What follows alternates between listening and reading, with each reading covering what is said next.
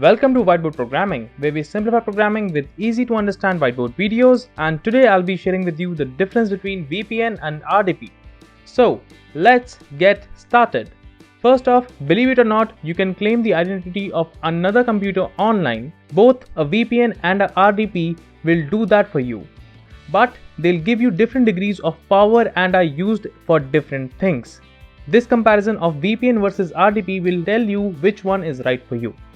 VPN stands for Virtual Private Network, and using a VPN is like putting a mask on that hides your identity by making you look like another server in another location when you browse. Whereas RDP stands for Remote Desktop Protocol, and in RDP we get more than just a mask. An RDP allows you to become that other server or computer, using its files and apps and desktop space as if you were sitting right in front of it.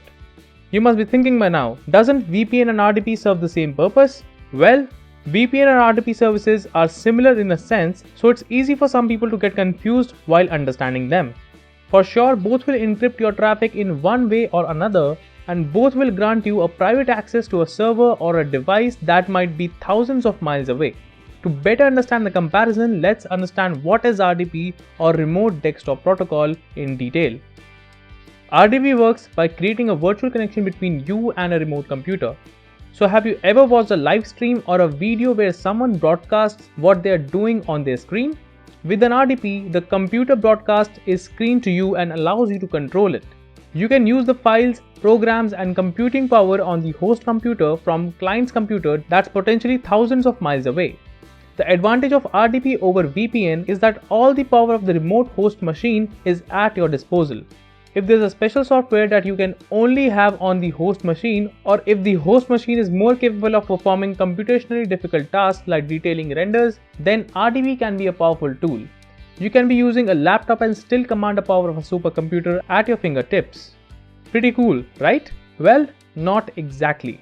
If we compare VPN versus RDP in terms of security and speed, the VPN would be a clear winner. Unless you're using a very localized RDP like connecting to a powerful central computer elsewhere in the same building. The connection is likely to be frustratingly slow. After all, you're sending more than just files. You're sending mouse movements, app commands and tons of other information back and forth between your device and the host. Next, you should rethink on why choose a VPN over RDP, as a VPN works totally differently. Your device connects to a VPN server which can't do much more than connect users to the internet and implement various security measures. Once you do connect, all that the VPN server processes is your outbound and inbound online traffic that includes your request, website responses to your request and any other files you decide to send or receive. The essential difference when comparing VPNs and RDP is that a VPN doesn't provide your device with any additional functionality the way an RDP does.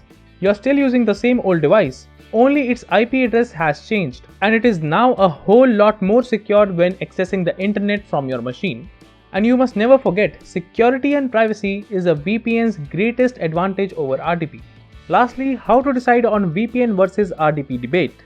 Which one should you ideally use? Well, I'll say it all depends. If you're a business, I would recommend you to use a VPN like NordVPN, ExpressVPN or Surfshark to provide your employees with secure and private internet access when they are working in public spaces or are traveling abroad. And use an RDP if you need IT technicians to access remote employees' computer for maintenance and troubleshooting tasks. Further, if you're an individual, I would recommend you again to use a personal desktop VPN to access the internet securely and privately, as it allows you to evade online surveillance and censorship easily. Talking about RDP, there are only a few use cases for RDP when it comes to an individual user. And these are highly specific use cases where the user must access the home computer or must allow a trusted friend or a colleague to access their own computer.